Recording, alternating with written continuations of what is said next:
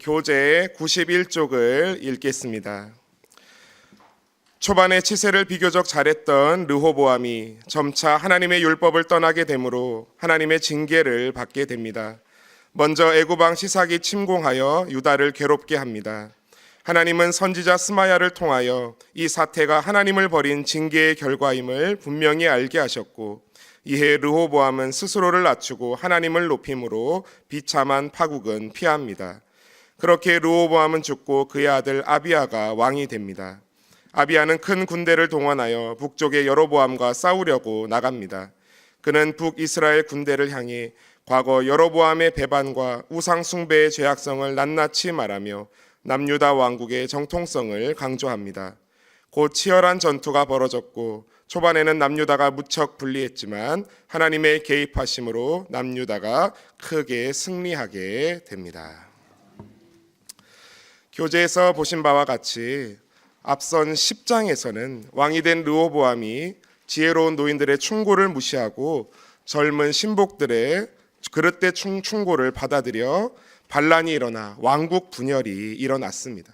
그리고 11장에서는 비록 왕국은 분열되었으나 르호보암이 여호와의 명령을 받아들여 국방을 튼튼히 하고 전쟁을 피하고 남한 제사장과 레위 사람을 수용하는 등 지혜로운 정치를 하여 남왕국이 번영하였음을 보았습니다.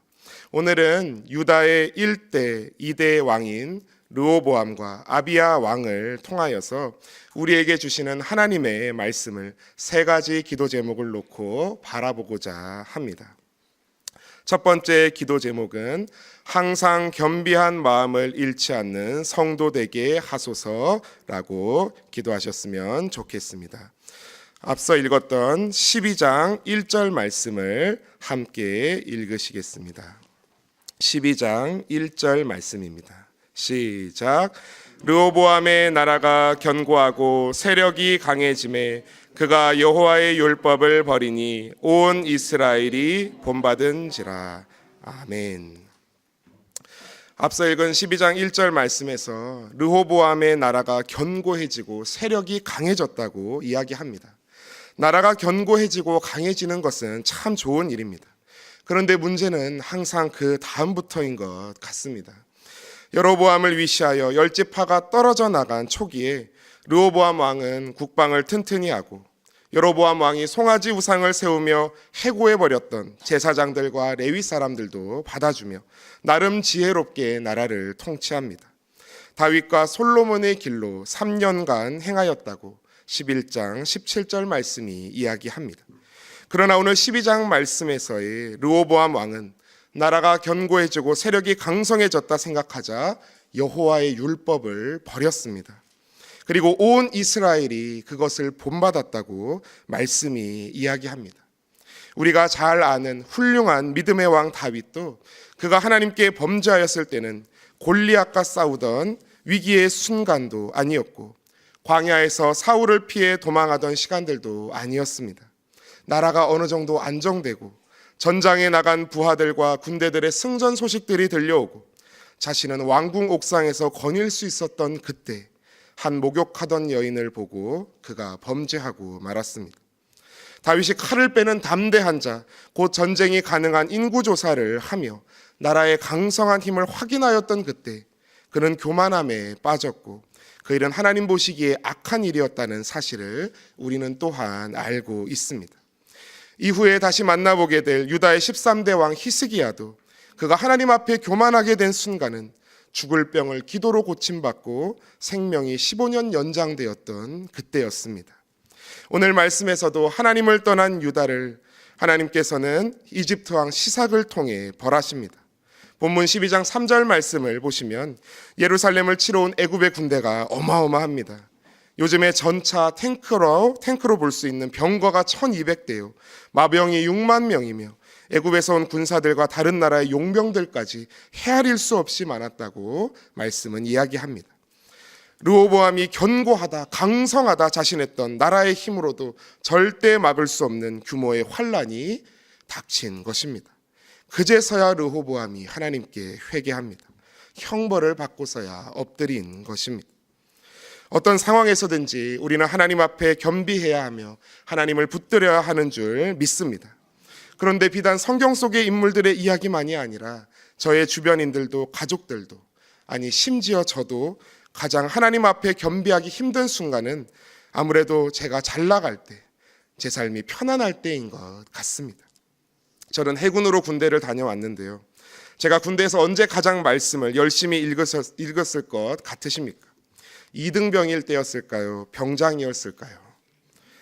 네, 예상하셨듯이 2등병 막내 때였습니다. 사실 2등병일 때는 따로 책 읽을 시간 같은 걸 내기 힘듭니다. 네, 병장, 그러나 병장, 특히 말년 병장 때는 너무 심심해서 취미를 하나 갖고 싶을 정도로 시간이 많아집니다. 그럼 당연히 시간 많은 병장 때 성경을 많이 봐야겠습니까? 이병 때 많이 봐야겠습니까? 당연히 병장 때 많이 봐야겠죠. 그런데 제가 가장 틈틈이 말씀을, 성경을 붙들었던 순간은 제일 힘들었던 이병 때였습니다. 나중에 제 선임 한 명이 그러더라고요. 경환이는 이병 때는 되게 성경 열심히 보고 신학생 같더니만 계급이 올라가면 올라갈수록 우리랑 같이 TV 보고 비슷해지는 것 같다고 놀리더라고요. 그런데 그 말이 정말 흘려보낼 말이 아니었습니다. 나도 다를 바 없는 연약한 인간이구나. 힘들 때 하나님 찾다가 내 형편, 내 힘 편해지고 강해지니 하나님 도움의 손길 이제는 좀 덜 필요한 것 같다라고 여기는 그런 인생이구나라는 생각이 들었습니다. 사랑하는 신일의 성도님들, 우리가 그래서야 되겠습니까? 힘들 땐 하나님 찾고 구원해 주시면 세상 찾는 사사기와 같은 인생 되어서야 되겠습니까? 항상 어느 형편에 처하든지 겸손하게 하나님의 말씀 붙드시는 믿음의 성도님들 다 되시기 바랍니다. 두 번째 기도 제목은 하나님께 회개하는 성도 되게 하소서 기도하시기 바랍니다. 하나님께 회개하는 성도 되게 하소서. 본문 12장 6절에서 7절 말씀을 함께 읽겠습니다. 6절에서 7절 말씀입니다. 시작. 이에 이스라엘 방백들과 왕이 스스로 겸비하여 이르되 여호와는 의로우시다 하매 여호와께서 그들이 스스로 겸비함을 보신지라. 여호와의 말씀이 스마야에게 임하여 이르시되 그들이 스스로 겸비하였으니 내가 멸하지 아니하고 저희를 조금 구원하여 나의 노를 시삭의 손을 통하여 예루살렘에 쏟지 아니하리라. 아멘. 6절, 7절 두 절의 말씀에 겸비라는 말이 3번이나 등장합니다. 이 말은 앞서 이야기한 대로 하나님 앞에 겸손히 자신을 낮춘다는 소극적 의미도 있지만 더 나아가 회개하여 하나님께로 다시 돌아오는 적극적 의미 또한 담고 있습니다. 그리고 이 말씀이 열왕기서와 차별되는 역대기서 저자의 시선을 엿볼 수 있는 핵심 포인트입니다. 본문과 평행되는 열왕기서 14장 말씀에서 르호보암 왕의 교만된 악행과 애굽 왕 시삭과의 전쟁과 금방패까지 뺏긴 일까지도 다 서술하고 있지만 겸비하여 회개하여 하나님께서 노를 거기서 그치신 일은 서술하고 있지 않습니다. 그러나 역대기서의 저자는 오늘 12장 7절과 12절 말씀을 통하여서 스스로 겸비하여, 즉 하나님 앞에 회개하여 돌아온 유다 백성들을 하나님께서 받아주시고 노를 돌이키사 다 멸하지 아니하시는 하나님의 용서하심을 강조하고 있습니다. 이것은 저희가 앞서 읽었던 역대하 7장 14절에서 하나님께서 솔로몬이 지으신 성전을 연납하시며 하신 말씀을 떠올리게 합니다.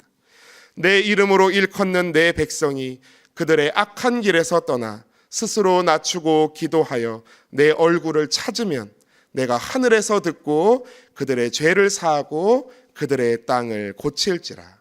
제가 참 좋아하는 말씀인데요, 오늘 말씀에서 용서받은 유다 백성의 이야기는 하나님의 이 언약의 말씀의 실현이요, 포로기에서 돌아온 유다 백성에게는 희망의 말씀이었고 동시에 그 말씀을 듣는 오늘날 우리에게도 희망의 등불과 같은 말씀인 줄 믿습니다.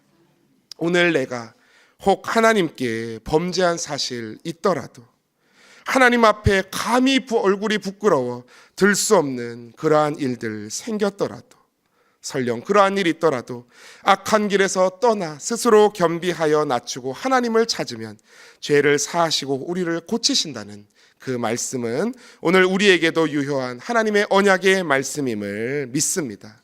르호보암과 유다 백성들이 하나님 앞에 회개하며 겸비하여 돌아왔던 것처럼 날마다 하나님 앞에 회개하며 기도하며 매일매일 하나님께로 다시 돌아가시며 인생의 항로를 하나님께 맞추는 모든 사랑하는 성도님들 다 되시기 바랍니다.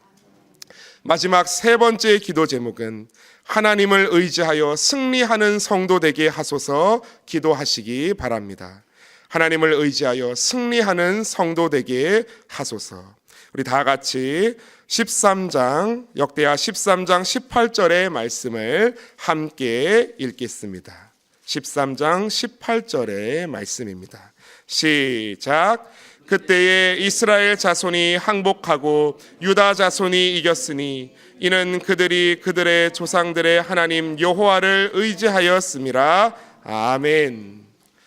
르호보암이 죽고 그의 아들 아비야가 13장에서 남유다의 2대 왕으로 등장합니다.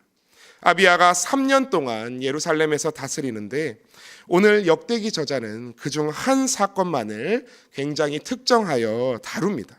그것은 바로 북이스라엘 여로보암과의 전쟁입니다. 이 전쟁에서 남유다의 아비야는 40만 명을, 북이스라엘의 여로보암은 80만 명의 군사를 준비합니다. 숫자로만 놓고 봐도 2대 1의 전투, 남유다가 당연히 불리할 수밖에 없는 전쟁으로 보입니다. 거기다 인간적인 전략 또한 놓고 봐도 이스라엘이 유리해 보입니다. 오늘 말씀 역대하 13장 13절의 말씀을 한번 보십시오. 여로보암이 유다의 뒤를 둘러 복병하였으므로 그 앞에는 이스라엘 사람들이 있고 그 뒤에는 복병이 있는지라. 남유다의 아비야 왕이 에브라임 산중 스마라임이라는 산 위에 서서 북이스라엘에게 일장 연설을 합니다. 이스라엘 왕위의 정통성이 다윗의 자손인 남유다에 있다는 사실과 우상을 섬기는 너희 북이스라엘의 잘못이 매우 크다라는 것들, 그러한 잘못들을 지적합니다. 그런데 그 사이에 여로보암 왕이, 북이스라엘의 여로보암 왕이 몇몇 부대를 남유다 군대 뒤쪽으로 싹 보내서 양쪽으로 공격을 시작한 겁니다.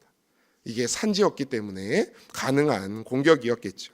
남유다 군사들은 이제 2배나 되는 군사에게 양쪽으로 싸먹혀서 전멸당할 위기에 처한 것입니다. 우리의 눈으로 봤을 때는 절체절명의 순간입니다.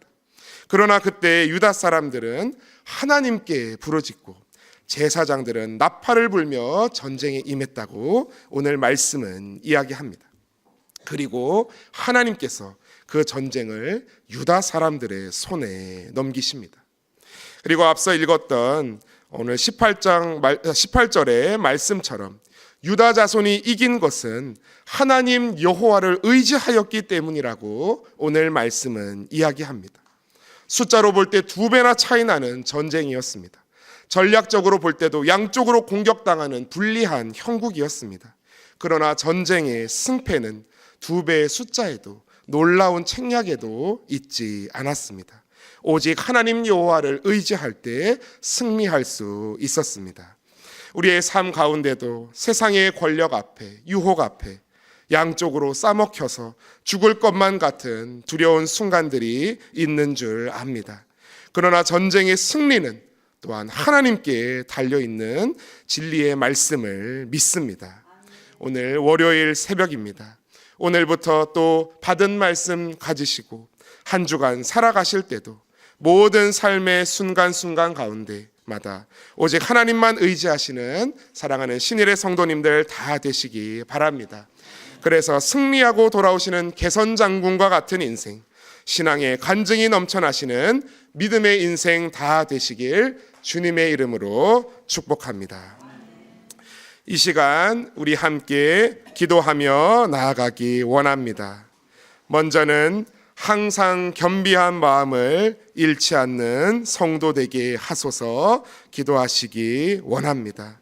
항상 주님 앞에 겸손한 마음으로 나아가는 성도, 엎드리는 성도 되시길 기도하기 원합니다. 두 번째로 하나님께 회개하는 성도 되게 하소서 기도하기 원합니다. 매일매일 하나님께 돌아가는 성도 되게 기도하여 주십시오. 마지막으로 하나님을 의지하여 승리하는 성도 되게 하소서 기도하시겠습니다. 그리하여서 인생의 모든 인생 가운데에 하나님 손 꼭 붙잡고 승리하는 신일의 성도님들 다 되시길, 이 시간 세 가지 기도 제목을 놓고 함께 기도하며 나아가시겠습니다. 주여 믿습니다.